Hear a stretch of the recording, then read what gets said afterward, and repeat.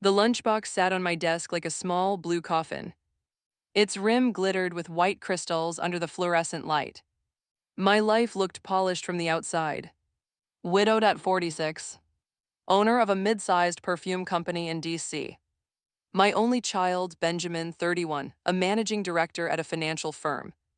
My daughter-in-law, Clara, graceful and steady, ran our kitchen like a quiet orchestra. That morning had started normal. Coffee smelled dark and bitter. The hallway echoed with shoes and short goodbyes. Clara handed me a small container. She set the large one in Benjamin's car. We drove off in different directions under a pale autumn sky.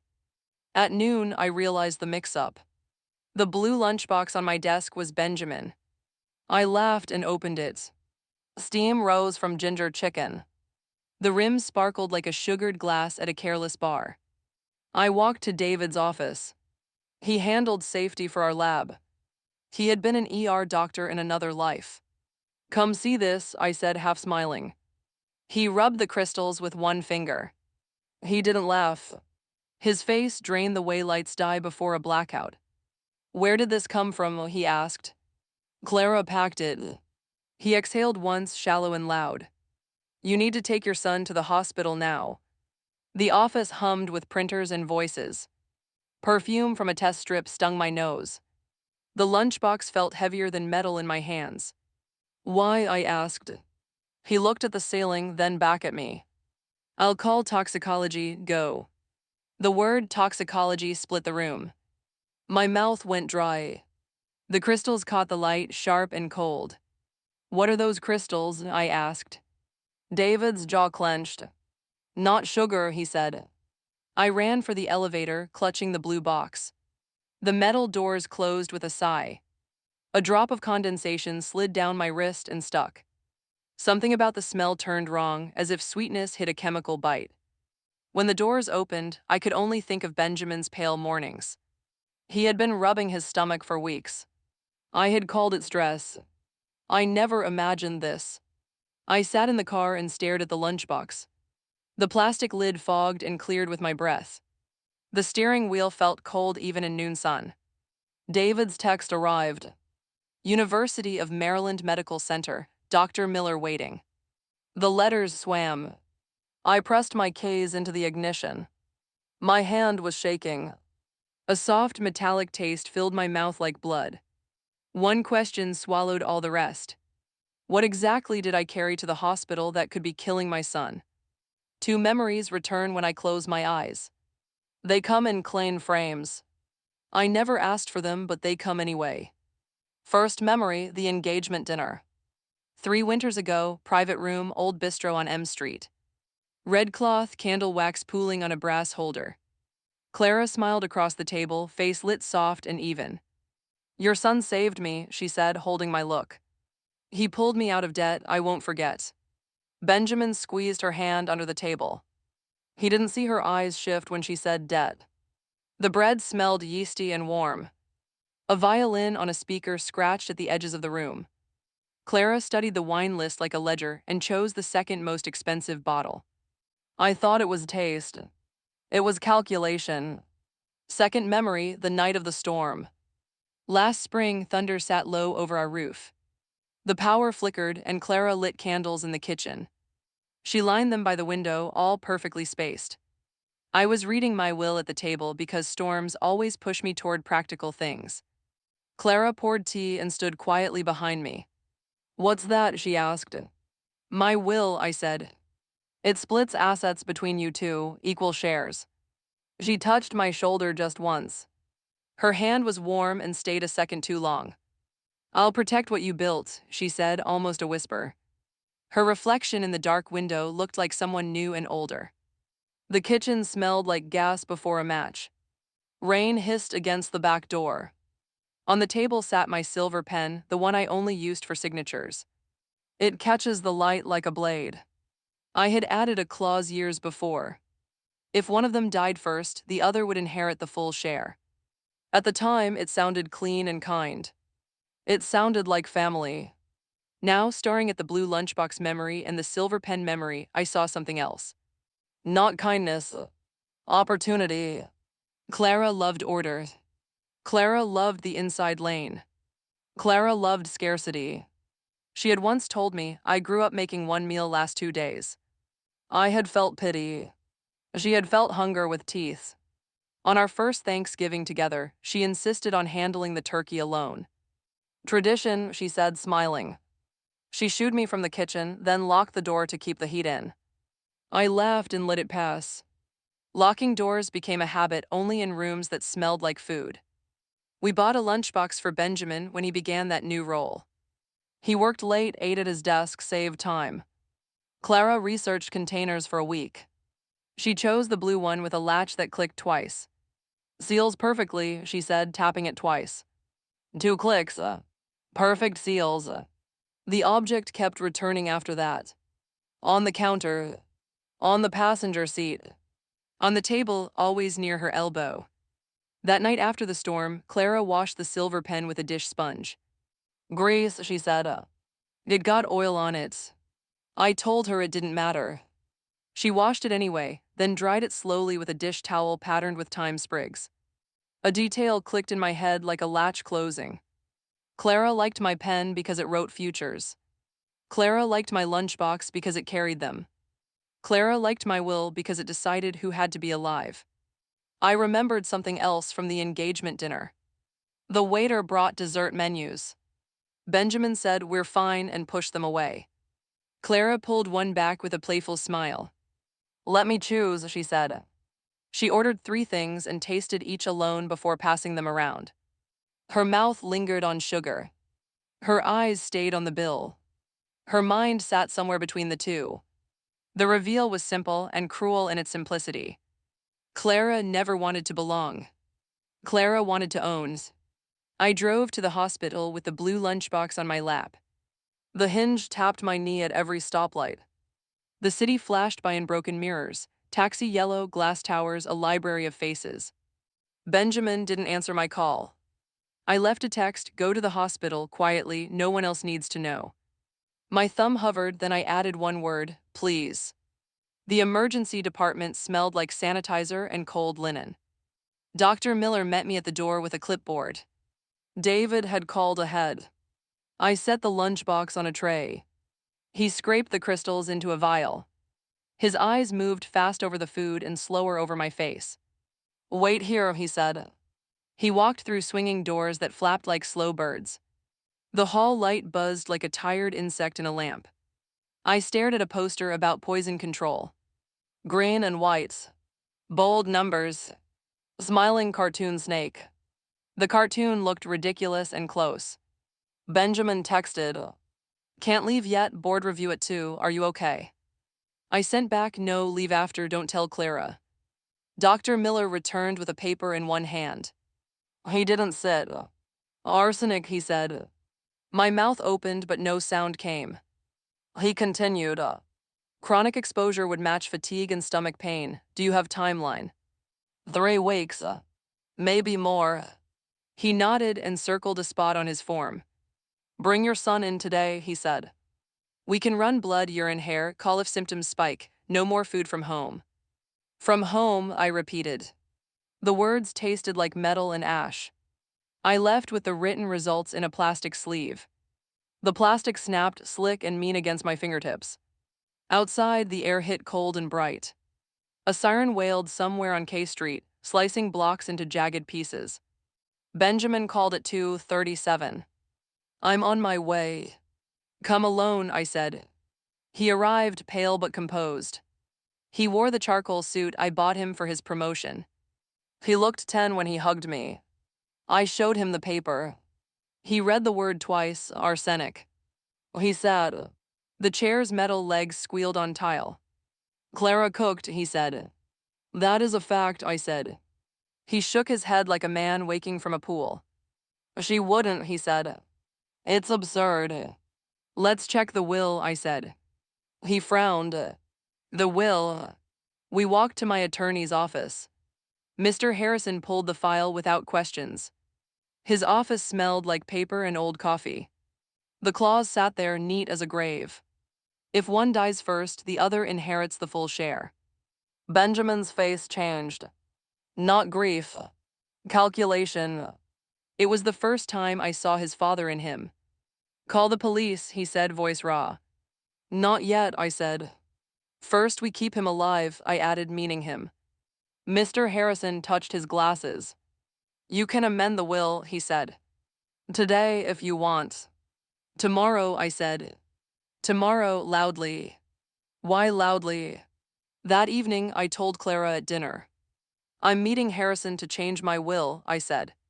Her fork paused midair. She smiled. That's wise, she said. What will you change? Charity allocation, I said. 80%. She put her fork down and folded her napkin. Her nails traced the stitch lines. You've always been generous, she said. The candle flame flickered and leaned away from her like a living thing. The soup smelled heavy with ginger and something faintly bitter. I felt my throat close in reflex. Benjamin touched his spoon to his lips and did not swallow. The doorbell chimed. A courier. A small package addressed to Clara. She didn't open it at the table. Who sends a package to a person who never orders anything? I made the choice then. I called Inspector Carter from my car and told him everything I could prove. He answered the phone with a crisp Carter and stepped into my life for good. Carter met us the next morning at the precinct. He was compact and gray at the temples. He spoke like a metronome with places to breathe. We'll place cameras in your kitchen, he said. Pantry corner over the stove, above the sink. You will not look at them, we will. His partner, Diaz, slid a waiver and a chain of custody form to me. The paper rasped against the desk. I signed with my silver pen. It clicked twice and felt heavier than ever. At noon, the team arrived with a toolbox and a bouquet of sunflowers. The toolbox was real. The flowers were a cover story. The sunflowers smelled faintly like pollen and black soil. Clara arranged them in a glass vase.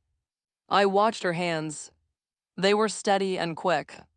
Her face never asked why camera installers wore florist aprons. Benjamin switched to office lunches, a believable health kick. Clara teased him. Too many emails to chew. He smiled and stood from the table. The first recording came that night. Carter called at 8 and 12 p.m. Don't react in the house, he said. Listen in your car. I sat in the driveway with the engine off. Air chilled the inside of the windshield. My fingers stiffened on the phone. The video showed Clara alone at the stove. She opened the little drawer by the sink. She lifted a glass vial with white powder. Her eyes did not blink for 5 seconds. She tilted the vial. Grains fell in a clean line into simmering soup. She stirred with the wooden spoon that belonged to my mother. A smile pushed at one corner of her mouth and settled there. I could hear the soup swish against the pot. Metal on wood. The hood fan hummed. A clock in the hall clicked, 1, 2, 3. Carter paused the video. We'll need samples, he said. We'll collect them without her knowing. The next day, Diaz took a portion of leftovers in a police-marked bag. At the lab, the numbers arrived. Arsenic above baseline. Not enough to drop him that hour, but enough to keep him weak. We upped the pressure. I called Mr. Harrison from the living room. I raised my voice enough for a person arranging flowers nearby to hear. I'm signing the charity paperwork, I said. 80% within the month.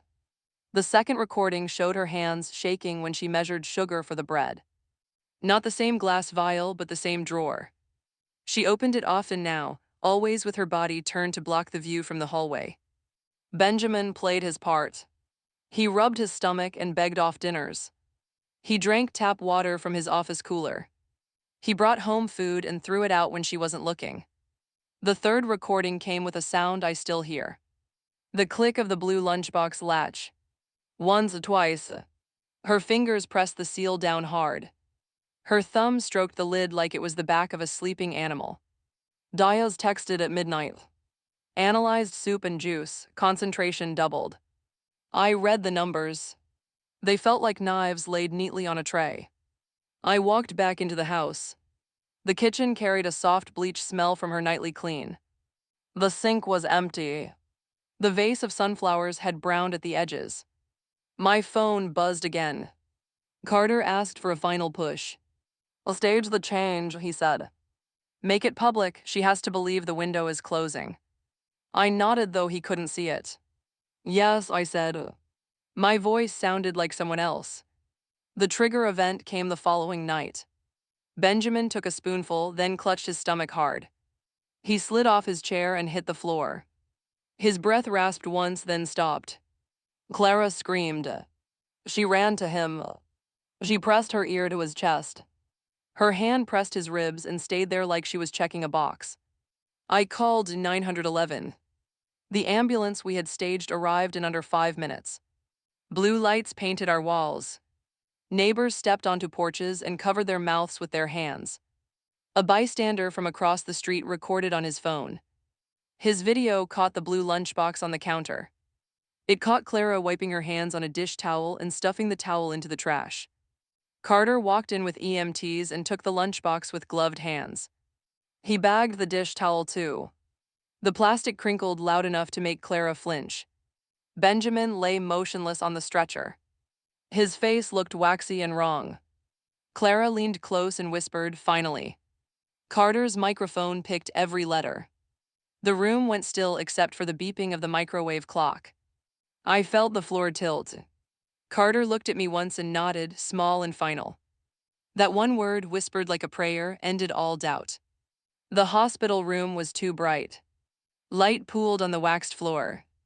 The air smelled like sanitizer and orange hand soap. They wheeled Benjamin into a curtain bay. He wore a monitor and a pale makeup glaze. Carter's team checked their cameras again. A quiet grid of eyes watched everything. Dr. Laura Wilson entered with a tablet. She had prepared the fake chart.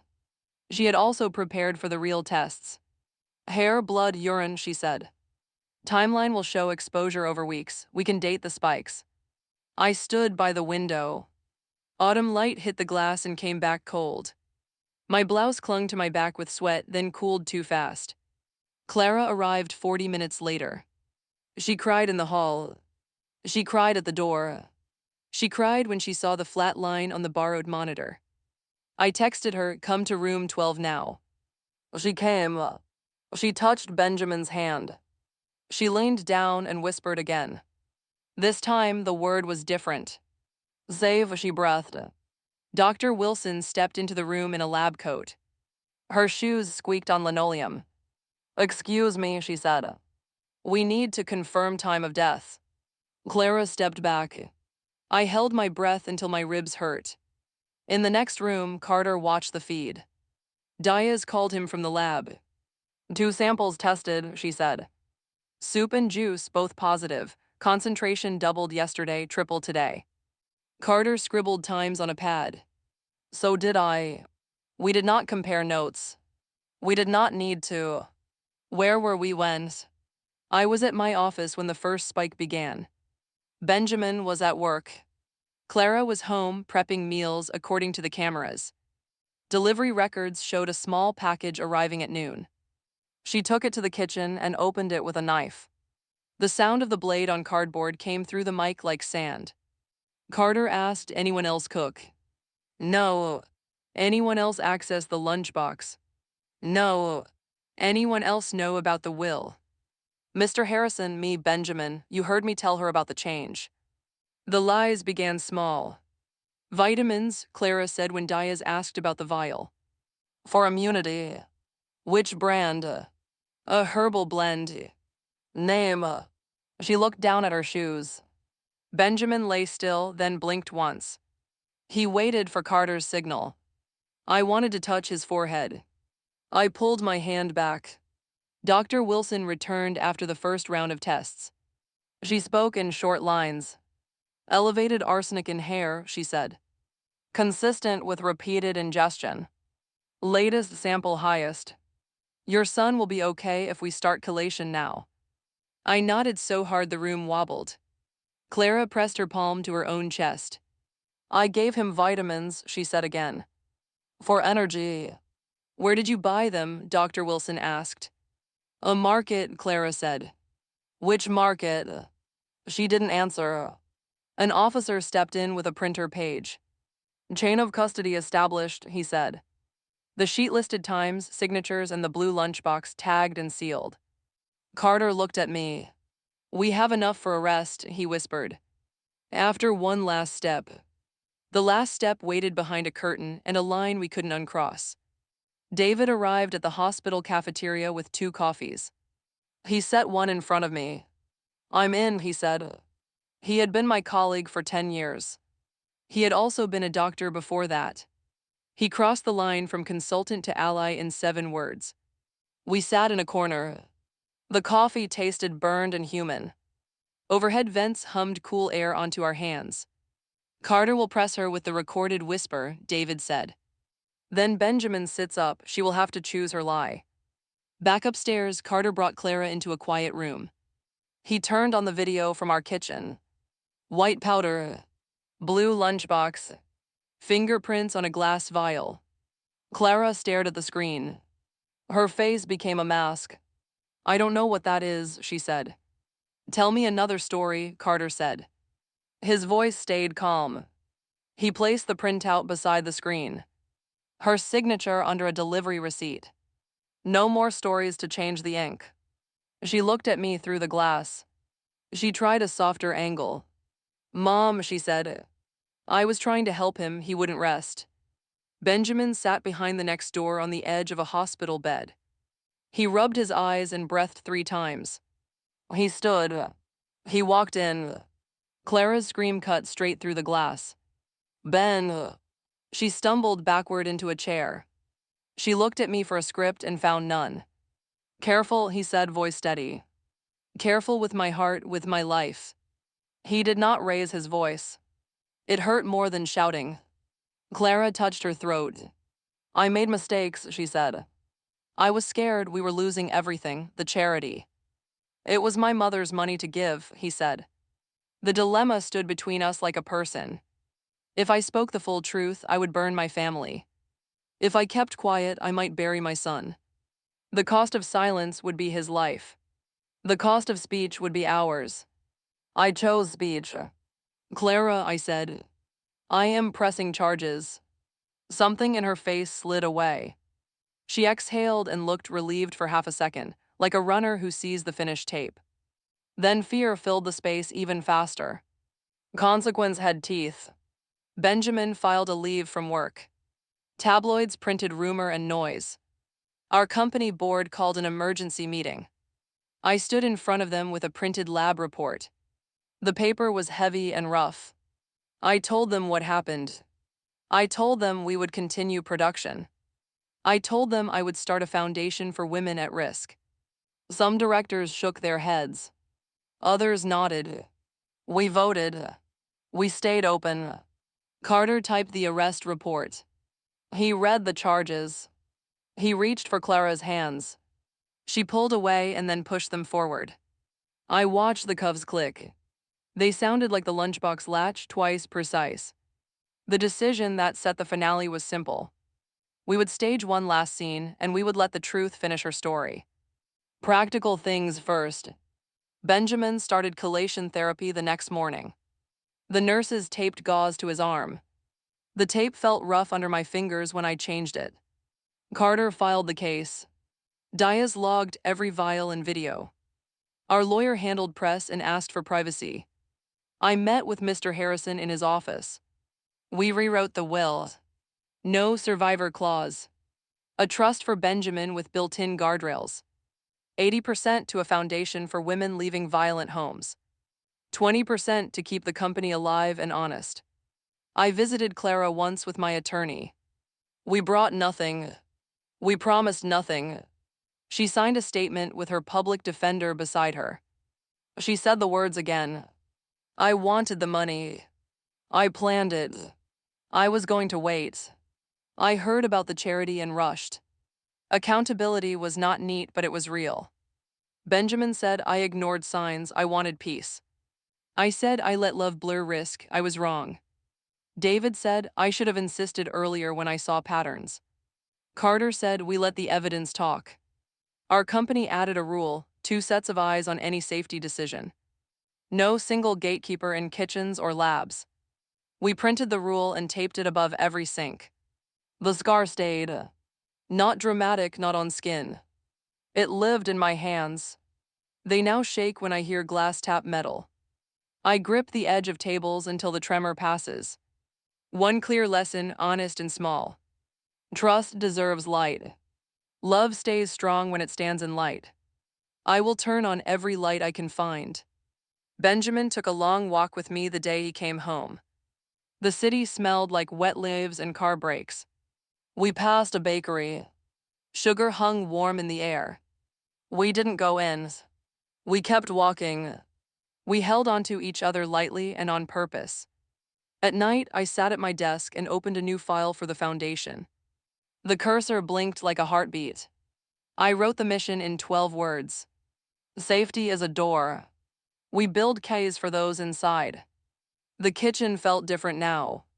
I changed the lock on the drawer by the sink. I kept my mother's wooden spoon, scorched and scarred. I buried the blue lunchbox in the back of a tall cabinet. I left the silver pen in the safe. I am telling you this because you asked for truth in simple words. I am also telling you this because someone might notice crystals and need the courage to ask. You can borrow mine. What would you have done in my place? Tell me in the comments and don't forget to subscribe for more stories like this.